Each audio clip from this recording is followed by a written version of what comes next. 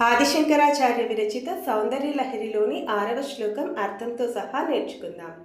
ధను పౌష్పం మౌర్వీం మధుకరమయీ పంచవిశిఖాః వసంత సామంతో మలయమరుదాయో ధనరథః తథాప్యేకः సర్వం హిమగిరిసుతే కామపి కృపాం అపాంగాత్తే లబ్ధ్వా జగదిదమనంగో విజయతే.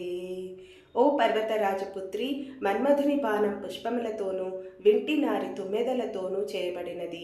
అతడు తన 5 పుష్ప బాణములతోనూ స్నేహితుడైన వసంతునితోనూ మలయమారుతమనే రథముతోనూ అశరీరుడైన కామదేవుడు ఈ చరాచర జగత్తును మోహింపచేస్తూ ఉన్నాడంటే దానికి కారణం నీ చల్లని దృష్టి వీక్షణాలే కదా మాత.